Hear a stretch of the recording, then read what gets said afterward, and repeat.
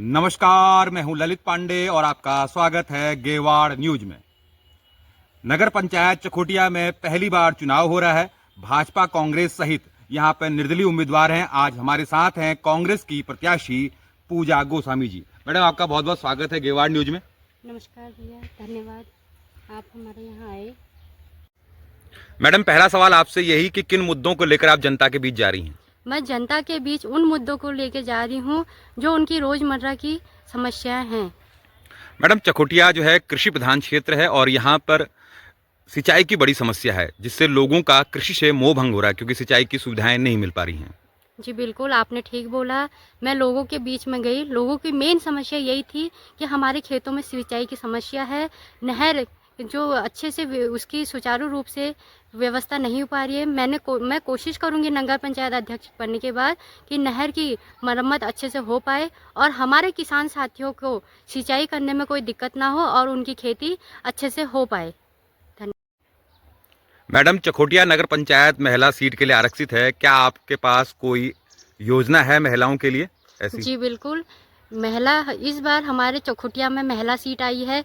इस बात का हमें गर्व होना चाहिए क्योंकि मातृशक्ति को आगे बढ़ाने में हमें ये सुनहरा मौका मिला है। इसलिए मैं नगर पंचायत अध्यक्ष बनने के बाद महिलाओं के लिए स्वरोजगार की व्यवस्था करूंगी, जिसमें मोमबत्ती और छोटी छोटी चीज़ों से भी हम रोजगार कर सकते हैं। महिलाओं को इन चीज़ों से हम बताएंगे कि कैसे रोजगार किया जाता है, जिससे महिलाएं आत्मनिर्भर होकर स्वयं अपनी आर्थिक स्थिति को और मजबूत करें और अपने पति के सामने और समाज के सामने वह अपनी जो भी ख्वाहिशें हैं पूरा कर सके। मैडम, अभी तक जब हमने लोगों से बातचीत की तो लोगों का ये कहना था कि नगर पंचायत की जो सुविधाएं मिल रही हैं अभी तक बाजार क्षेत्र में मिल रही हैं। ग्रामीण क्षेत्र इससे अछूते हैं, चाहे वो स्ट्रीट लाइट की सुविधा हो, चाहे साफ सफाई की सुविधा हो या अन्य सुविधाओं की बात हो। तो इस बारे में क्या कहेंगी आप? मैं ये कहना चाहूँगी कि अभी हमारे नगर पंचायत को बने 4 वर्ष हो गए हैं, लेकिन अभी तक वहाँ नगर पंचायत अध्यक्ष की नियुक्ति नहीं हो पाई है। इसलिए ये सुविधाएं पहुंचना तो नामुमकिन है। इसलिए इस बार नगर पंचायत अध्यक्ष बनने के बाद मेरी ये कोशिश रहेगी कि नगर में, गांव में और सभी क्षेत्रों में साफ सफाई और इन चीज़ों का सभी को लाभ अच्छे से पहुंचा सकूं, जिससे हमारी गेवाड़ घाटी का विकास और अच्छे से हो पाए।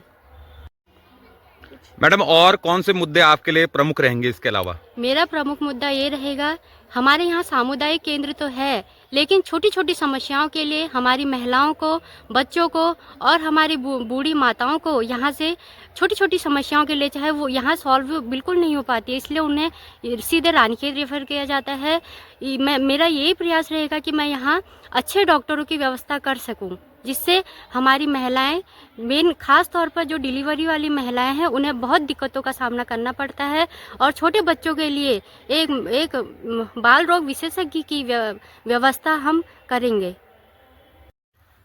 मैडम, एक चीज देखने में आता है, सरकार लगातार महिलाओं को राजनीतिक रूप से सक्रिय कर रही है, आगे बढ़ा रही है, लेकिन चुनाव जीतने के बाद सत्ता की कमान जो है वो पुरुषों के हाथ में जाती है। इस बारे में आपका क्या कहना है? जी सर, आपकी बातों से मैं पूरी तरह सहमत नहीं हूँ। पहले कुछ साल पहले, आज से 10 साल पहले महिलाएं पुरुषों से बहुत पीछे थी। क्यों?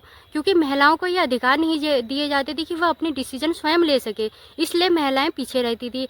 आज से पहले हमारे वहाँ ग्राम प्रधान महिलाएं बनती थी, लेकिन उनका कार्यभार उनके हस्बैंड संभालते थे। इसलिए महिलाएं जो करना भी चाहती थी वो कैसे कर पाएंगी? अपना डिसीजन लेने का उन्हें खुद का अधिकार नहीं था।